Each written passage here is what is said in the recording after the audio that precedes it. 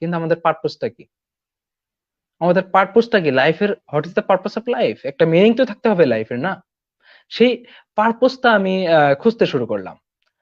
তো পারপোজটা যখন আমি যদি আপনি গুগলে সার্চ করেন যে what is the purpose of life, আপনি শত শত আর্টিকেল পাবেন। আমি গ্যারান্টি দিয়ে বলতে পারি আপনি হাজার আর্টিকেল পড়েও আপনি আপনার জীবনের উদ্দেশ্য খুঁজে পাবেন না। কারণ আমি নিজে কমসে কম 100+ আর্টিকেল আমি পড়েছি আমাদের পারপাস নিয়ে। কিন্তু আমার কোনো স্যাটিসফাইং কোনো আমি টপিক আমি পাইনি যে হ্যাঁ, এটা আমার পারপাস। কিন্তু আমি যখন কোরআন থেকে আমি পারপাসটা খুঁজতে গেলাম, তখন আমার মনে হলো যে হ্যাঁ, এটাই সত্যি। আমাদের মনে হয় এই পারপাসটাই এটা। যেরকম ডক্টর জাকির নায়েক বলতেন যে যদি কোনো কেউ একজন রোবট বানায়, আর রোবটের কি ভালো, রোবটের কি করতে হবে, রোবটের পারপাসটা কি, এটা কে ভালো জানবে? যে রোবটটা তৈরি করেছে, সৃষ্টিকর্তাই ভালো জানবে যে রোবটের পারপাসটা কি। তো আমাদেরও সেই পারপাসটা কি, এটা আমাদের যে সৃষ্টিকর্তা তিনি ভালো জানবেন।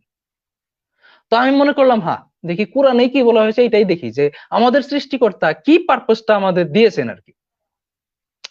এটার একটা কিন্তু অনেকেই হয়তো আয়াতটা পড়েছেন, সূরা জারিয়াত আয়াত নাম্বার 56।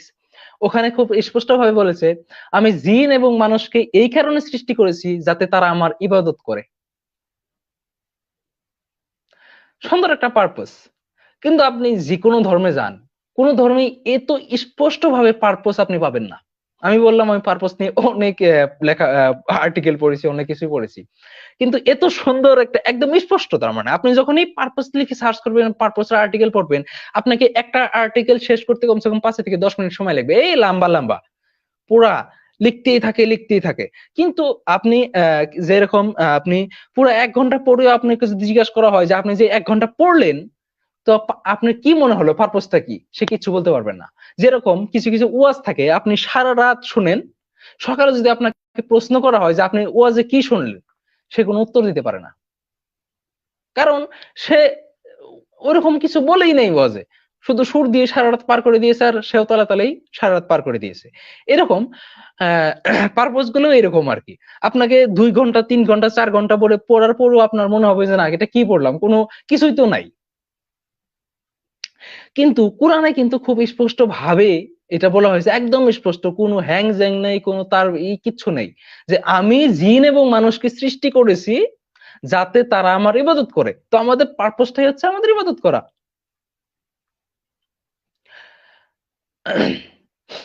তারপর আমি আর তার মনে আমি কি ইবাদত আর তার ইবাদত করলে যেটা ফলাফল, সেটা তো আমাদের সামনেই আলহামদুলিল্লাহ আছে। দুনিয়াতেও শান্তি, অর্থাৎ তার ইবাদত করা মানে দিন মেনে চলা। আর দিন হুম, মেনে চললে একটা মানুষের সুশৃঙ্খল একটা জীবন হচ্ছে, সে সমস্ত কিছুতে, হাজার কষ্ট দুঃখ সবকিছুতেই সে প্রশান্তি ফিল করতেছে আলহামদুলিল্লাহ। আর সবচেয়ে বড় যেটা উদ্দেশ্য, যে আমাদের জীবন তো মৃত্যু দিয়ে শেষ হবে না, বাট আমাদের বিশ্বাস এবং এটাই বাস্তব, আমাদের জীবনটা শুরু হবে মৃত্যু দিয়ে। মৃত্যুর পরে আমাদের প্রকৃত জীবনের স্বাদ গ্রহণ শুরু হবে।